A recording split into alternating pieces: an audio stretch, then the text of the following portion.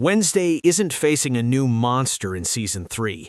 She's facing someone no one would ever suspect, and the clues have been hiding in plain sight.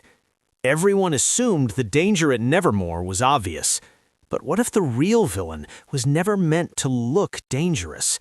Season 3 isn't likely to repeat the same formula.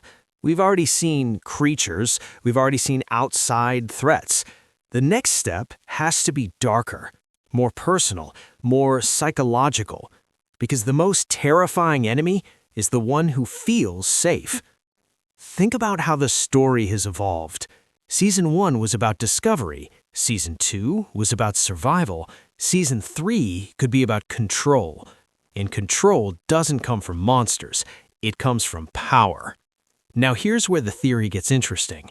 The next villain can't just be another student, and it can't just be a suspicious teacher. That would be predictable. Instead, imagine someone tied to Nevermore's deeper history, someone connected to the school's legacy, someone who understands its secrets better than anyone else. If leadership shifts in Season 3, if authority changes hands, that's where motive is born. Power creates temptation, and temptation creates villains. But what makes this even darker is that this person may not see themselves as evil.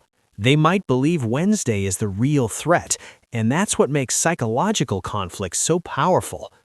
Instead of attacking directly, they isolate her, they manipulate information, they turn allies distant, they create doubt. Not chaos, control.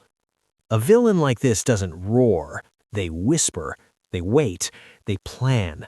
And when Wednesday finally realizes what's happening, the betrayal won't just hurt her, it could fracture the entire school. Because the biggest twist wouldn't be a monster reveal, it would be discovering the enemy was already inside the system, already watching, already influencing events.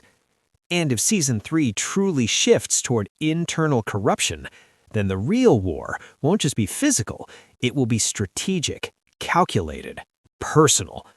Which fits Wednesday's character perfectly. She doesn't fear monsters, she outsmarts them.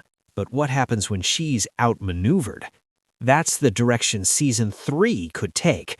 And if this theory is right, the hidden enemy isn't coming from outside the gates, they've been there all along.